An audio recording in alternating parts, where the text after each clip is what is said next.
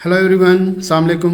कैसे हैं आप? उम्मीद है आप सब खैरियत से होंगे। आज हम समझेंगे न्यूमेरिकल नंबर 4। ये न्यूमेरिकल यूनिट नंबर 4 रोटेशनल और सर्कुलर मोशन का न्यूमेरिकल है। और ये जो यूनिट है, ये unit Sindh textbook board की क्लास 11 की बुक है, ये उसका यूनिट है। और इस न्यूमेरिकल का मकसद हमारा ऑर्बिटल रेडियस को कैलकुलेट करना है। अब ऑर्बिटल रेडियस को कैसे कैलकुलेट करते हैं और कौन कौन सी हमें डेटा प्रोवाइडेड है न्यूमेरिकल के अंदर, तो आइए चलते हैं, हम इसको डिस्कस करते हैं। न्यूमेरिकल नंबर 4 हमें ये समझाता है कि एक satellite is orbiting the earth. एक सैटेलाइट है जो अर्थ के अराउंड जो है वो क्या कर रहा है, मूव कर रहा है, ऑर्बिटिंग कर रहा है with orbital velocity of 3200 meter per second. ठीक है, मींस 3200 ऑर्बिटल वेलोसिटी के साथ।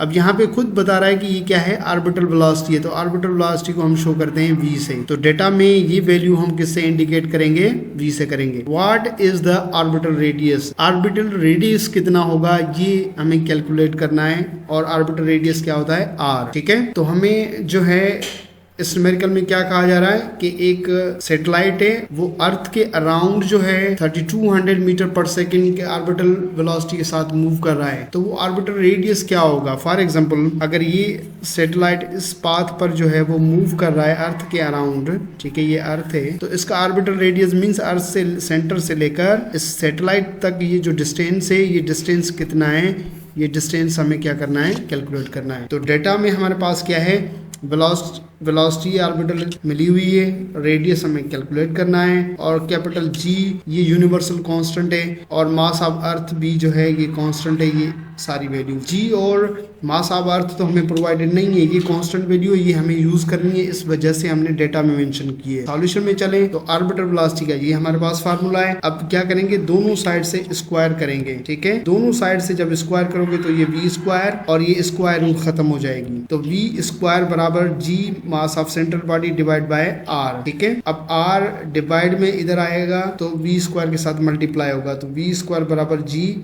मास ऑफ सेंट्रल बॉडी। ठीक है, क्या फाइंड करना है, ऑर्बिटल रेडियस आर। तो वी स्क्वायर को आप इक्वल की इस साइड लेकर आए तो मल्टीप्लाई वाला डिवाइड में हो जाएगा। तो आर बराबर किसके होगा, G mass of central body divide by V square. ठीक है, अब ये फार्मूला हमें मिल गया। अब सिर्फ हमें ये वैल्यू पुट करनी है। सबसे पहले हम जी की वैल्यू पुट करेंगे इस फार्मूले में। तो हमारे पास क्या होगा कि जी की वैल्यू आपके पास ये है। अब ये मल्टीप्लाई हो रही है किससे, मास ऑफ सेंट्रल बॉडी से। ठीक है, यहाँ पर इस फार्मूले में मास ऑफ सेंटर में क्या है, अर्थ है, तो इस वजह से हमने अर्थ का मास पुट किया है। डिवाइड बाय क्या है, वी स्क्वायर है। आप फार्मूले में देखें कि यहाँ पे क्या है, वी स्क्वायर, और वी हमें डेटा में मौजूद है। ऑर्बिटल वेलोसिटी वो हमने रखी और हमने उसको स्क्वायर किया। अब इन दोनों वैल्यूज को आपस में मल्टीप्लाई करें, ये जो ऊपर वाली वैल्यूज हैं। ठीक है, जो जवाब आएगा वो हमने इसके स्क्वायर से डिस्टेंस डिवाइड करना है। ठीक, कैसे देखें, यहाँ पे हमने ऊपर वाली दोनों वैल्यूज को मल्टीप्लाई किया तो ये हमारे पास आंसर मिला, ये वाला, और 3200 का हमने स्क्वायर निकाला तो हमें ये आंसर मिला। अब इसको डिवाइड करना है इस वैल्यू के साथ, तो हमारे पास आंसर क्या आएगा, 3.985 इंटू 10 पावर 7 मीटर। और ये ऑर्बिटल रेडियस हमें हमारी कैलकुलेशन से मिला है। अब इस आंसर को आप बुक के आंसर से आप वेरीफाई करें तो बुक का आंसर भी एग्जैक्टली वही सेम है जो हमारा आंसर है। इट मीन्स दैट हमारी कैलकुलेशन बिल्कुल ओके है।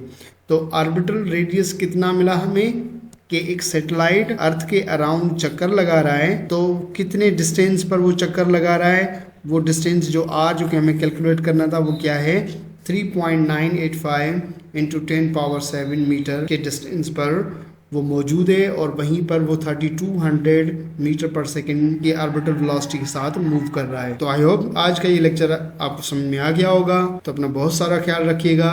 Thank you very much. अल्लाह हाफिज़।